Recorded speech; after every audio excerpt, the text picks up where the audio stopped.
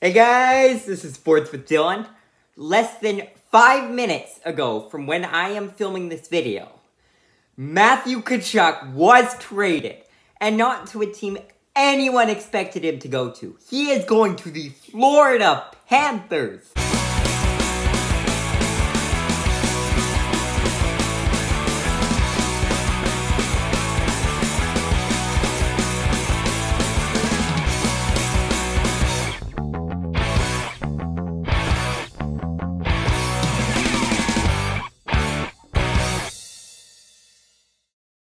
I would like to start off with apologizing sincerely to Flames fans. I'm an Oilers fan, but I still take pity in them losing their two best players this offseason. I mean, as an Oilers fan, I can't imagine losing both McDavid and Draisaitl in one offseason, especially when they're a contending team. So I feel extremely bad for Flames fans having to go through this situation, and now they'll be on a team with Elias Lindholm likely being their best player. Nope, sorry, I was wrong. What I said a couple seconds ago. The trade details are still coming out, but Jonathan Huberdeau is going north to Calgary, along with Mackenzie Weegar, Cole Schmidt, a prospect of the Florida Panthers, and their 2023 first-round pick. So not a half-bad return for Calgary. And it sort of makes sense. I'll get into that later, why they trade Matthew Tkachuk. So Jonathan Huberdeau is going to be your best player here. But even still, he can't make up for both Matthew Tkachuk and Johnny Gaudreau. He's not even as good as either of them individually. So it's not going to be the same Flames team we saw this past season. They might be a pretty good team still, but they're not going to be winning their division. They might not even make the playoffs. We'll have to see. But I feel bad, like I said, for Flames fans that now they've lost multiple key players. But at least you get Jonathan Huberdeau. He's a solid player on the Florida Panthers. He's really good. He helped lead them to their amazing records these past couple seasons. So credit to him for that. But at the same time, not quite Matthew Tkachuk.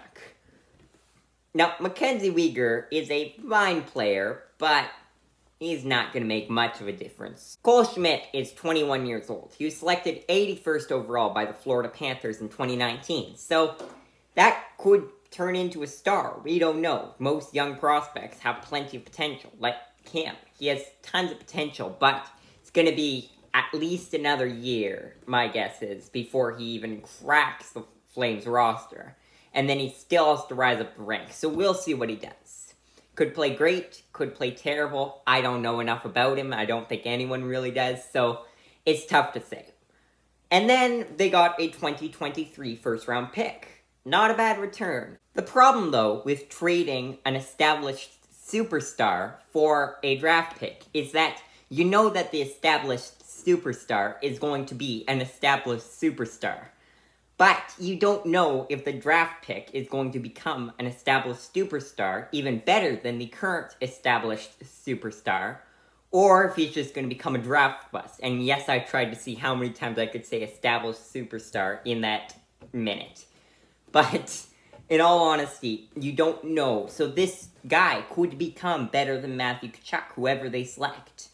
But he could also become just a full-on bust. He might never even crack the Flames roster. He might be mediocre. That's what's most likely. He's fine. He cracks the roster, but he's not amazing. So you never know with picks. But I think the Calgary Flames got a fair return. And this was smart of them, like I mentioned earlier, because Matthew Tkachuk wasn't going to come back. Let's face it. We all knew he wanted out of Calgary. He wanted to go to an American team. I don't know why. I know he's American.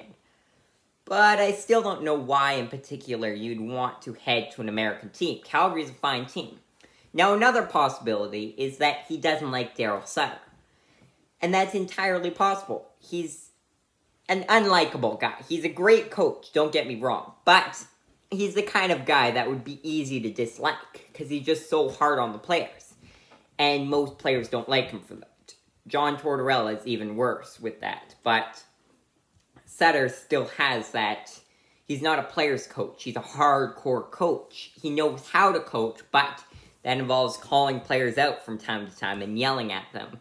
And most players don't love that. So, we knew Matthew Tkachuk probably wanted out. Maybe not why for sure, but same reason as Johnny Gaudreau. Could have just wanted to go back to USA. But again, he's from St. Louis, or at least that's where he was born and raised. So, why would he go to Florida? I mean, I get he didn't have entire choice in this trade, but even still, Florida, that's nowhere near St. Louis whatsoever. So, you're not really going to this trade to be near family. But, at least Calgary got a return, unlike in the Johnny Gaudreau situation where they end up losing Johnny Gaudreau for nothing because he was waffling back and forth. At least Tkachuk went and said, I don't want to come back, I want to go to America, and I want to be on one of their hockey teams. And Calgary accepted that fact and traded Matthew Tkachuk. I just got a notification on my screen. This is how fast I had to make this video. So most of the details aren't quite out yet, but I'm hoping I'm getting what I'm saying right. Now, Matthew Tkachuk is currently a restricted free agent, which means that he's coming up on a new contract, which the Florida Panthers can't exactly afford. Now, with trading away Jonathan Huberdeau, who does have a large contract, now they'll probably be able to afford to pay Matthew Tkachuk. But the Flames had more cap space than the Florida Panthers, so this is not a cap-dumping move whatsoever. Let's be clear about that, at least for the Flames.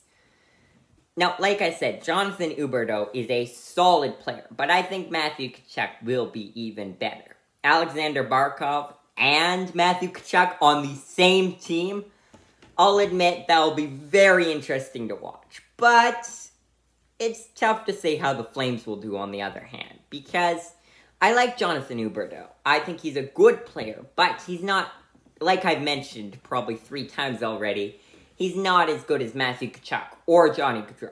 I think Elias Lindholm will take a step up, and I think Mangiapane's just ready to take that step up as well. But it's still not the same team you had last year. And I think Daryl Sutter's still going to squeeze some really good games out of this squad, and a pretty good record.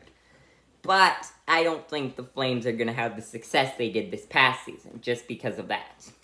Florida Panthers, on the other hand, could end up having more success. It's tough to say, though. They've lost some key free agents, such as Claude Giroux. And if you throw in Claude Giroux plus Jonathan Huberdeau, is that better than Matthew Tkachuk? It's tough to say. So, I'm not sure the Florida Panthers will actually be much better this year than they were last year. Plus, all of their rivals got significantly better, or they're already better. Such as the Lightning are the same team they had. They traded away Ryan McDonagh, but that's not going to change anything.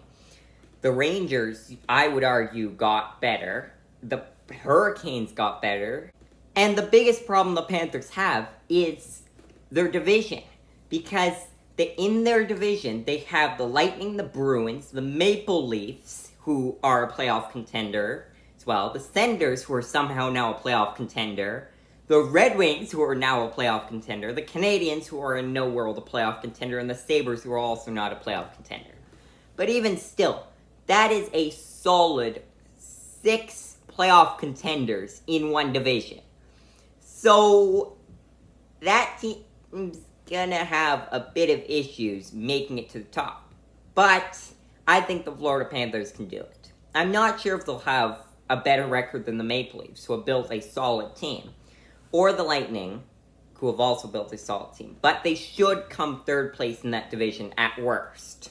But for now, guys, thank you so much for watching, and I will see you guys soon with another video.